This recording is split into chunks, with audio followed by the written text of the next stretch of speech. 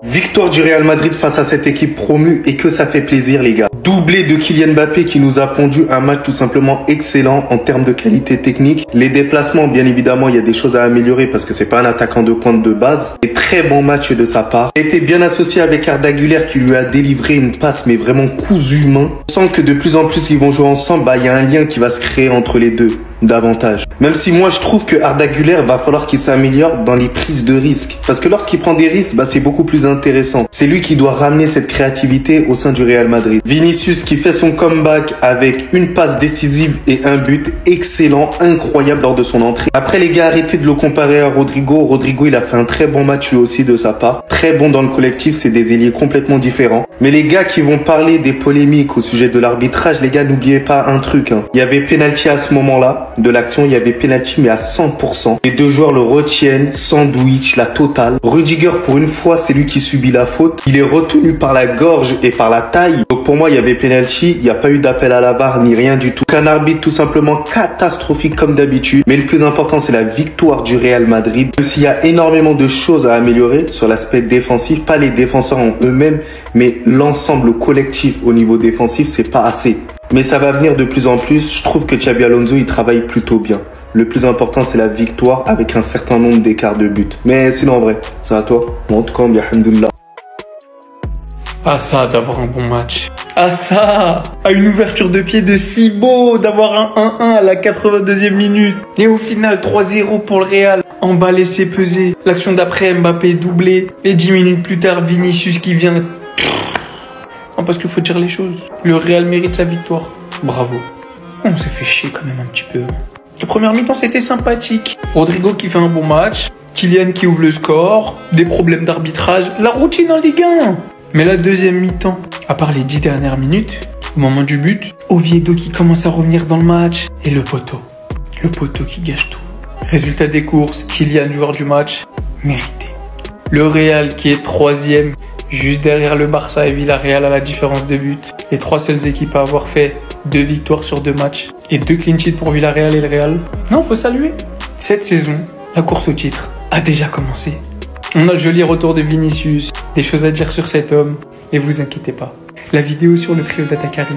Mais il est en feu, Mbappé, faut te calmer. Il démarre la saison avec 3 buts, 2 matchs du Real Madrid, 3 buts, Kylian Mbappé, Kylian Mbappé, Kylian Mbappé. Ce soir, il met un doublé dans le plus grand des calmes pour son 2e match de la saison. Et il était à ça de mettre le triplé. Je sais pas si vous vous rendez compte, les gars, en fait, là, son début de saison, comment il commence. Parce que oui, dans le contenu du jeu, je suis d'accord avec vous, c'est pas exceptionnel. Après, c'est pas ce qu'on lui demande, c'est un numéro 9. Mais là, en fait, le Real Madrid l'a acheté et là, tu sens qu'il est en train de prendre les commandes petit à petit. Tu sens que l'attaque du Real Madrid, c'est Kylian Mbappé, c'est le leader d'attaque. Celui qui va marquer les buts, c'est lui. Celui qui tire les pénaux, c'est lui. Celui qui va sans doute finir Pichichi, c'est lui. Le seul capable, je pense, de lui faire la concurrence au niveau des buts, c'est Rafinha, parce qu'il joue tous les matchs au Barça et il marque beaucoup de buts. Franchement, Kylian Mbappé, faut dire la vérité. Après, on attend de voir dans les grands matchs, parce que le Real Madrid, au niveau du jeu, ça joue bof. Je suis désolé de le dire.